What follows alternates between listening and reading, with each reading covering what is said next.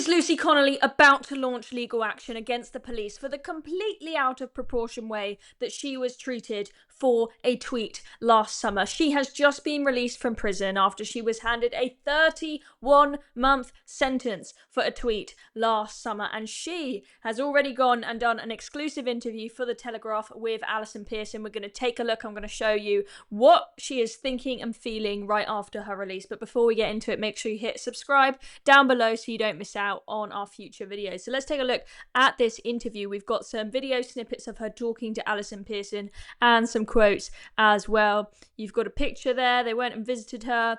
And she has done this interview. Let's first of all, she is saying that she is a political prisoner. Starmer's political prisoner. She is not happy about the way she has been treated, and she's particularly unhappy about the fact that she was taken away from her daughter. Her husband Raymond has been speaking to the press today as well, saying Lucy coped okay with prison, but the 12-year-old daughter, she did not. That poor little girl is probably so traumatized from having her mother stripped from her. She was a stay-at-home mum who took care of that girl every single day, and all of a sudden, gone. Mummy's behind bars. Think of that poor little girl. Let's take a look at this. Let's take a look at the video snippets first. Absolutely. And me and several other people, like I said, it's important to remember that it wasn't just me. He needs to practice what he preaches. I think, he's a human rights lawyer, so maybe he needs to look back at what people's human rights are, what freedom of speech means, and what the laws are in this country. Have you been Keir Starmer's political prisoner? That was her answer to the question whether she's been a political prisoner. When you want, but really trying to putting people in prison for something they said. Would you now like to get involved in the fight for free speech? Oh, absolutely. Free speech is exceedingly important in the UK, and it is something that seemingly is diminishing. I appreciate that you can't just go around saying exactly what you want when you want, but really trying to putting people in prison for something they said. Would you? So she was sort of talking there a little bit about Ricky Jones, who is the ex-Labour councillor who's just been let off after he said, he should slit the throats of basically people who are protesting against migrants and people who were rioters. She's happy that Ricky Jones was let off. She's annoyed that she was put behind bars, but she thinks he's got a right to free speech. Even what he said was disgusting. And she also has a right to free speech. Let's take a look also about what is going on with her daughter. So there was a lot of debate about the fact that she pleaded guilty. A lot of people who were trying to argue that her prison sentence was justified said she pleaded guilty. She pleaded guilty to inciting violence. But she pleaded guilty because she was advised to. She was advised that if you plead guilty, you'll get a shorter sentence. And what she's saying here is that, I just wanted to be out of that place as quick as possible because I cared about my daughter. I did not want to be taken away from my daughter. And I just wanted the shortest prison sentence possible so I could get back home as quick as she can. So I think it's an absolutely bonkers argument to say, she deserved it because she pleaded guilty. But anyway, she said, why not just release the facts around the case? She said she pleaded guilty to the charge because having been remanded in custody, she thought it would be the surest way of getting out of prison in time to spend Christmas with her daughter.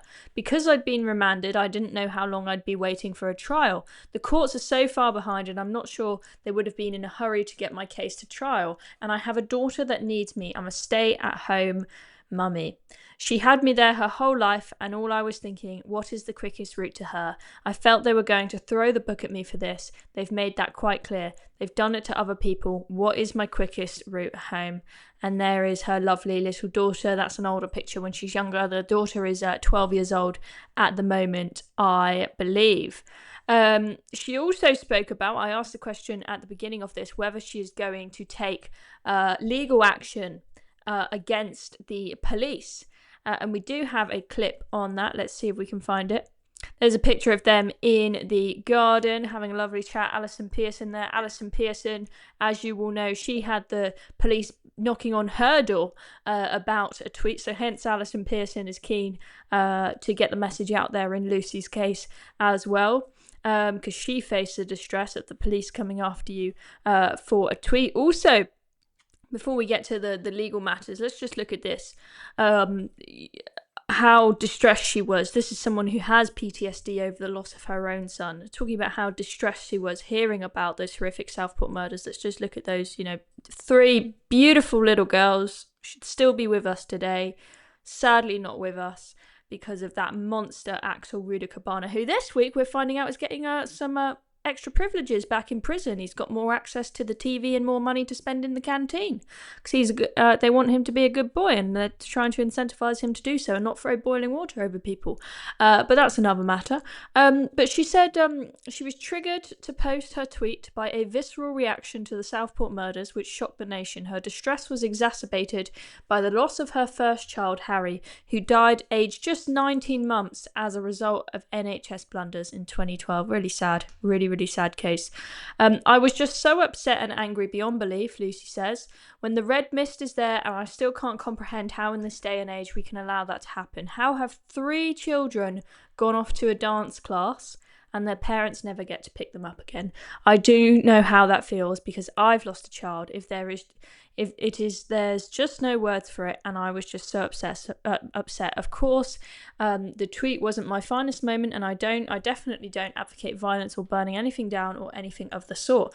It was just anger. I was not thinking rationally, and that tweet was taken down several hours later. And interestingly, if you go back to something that Keir Starmer said when he was Director of Public Prosecutions back in the day, Keir Starmer said that if people show remorse about what they posted and they take it down quickly, they should not be given harsh sentences. But Keir Starmer didn't exactly stick to his words that he said back then and intervene or express any frustration about Lucy Connolly's case. It's just unbelievable. I need to seek legal advice on that, but now I do think the police were this is the legal dishonest situation. in what they released and what they said about me, and I will be, holding them to account for that. Would you consider now taking legal action against the police for misrepresenting you and against the prison service? I definitely think that's something that I will be looking into. Again, I don't want to say too much because I need to seek legal advice on that, but I do think the police were dishonest in what they released and what they said about me, and I will be, holding them to account for that. So it sounds like Lucy Connolly is interested in launching legal action against the police for the way that she was treated. That is going to be very, very interesting. We're going to be watching closely to see if there are any developments on that. I expect that for now she's just going to want to breathe, relax, reconnect with her daughter who's been missing her so dearly. So I doubt that this is going to happen within the next 24 hours.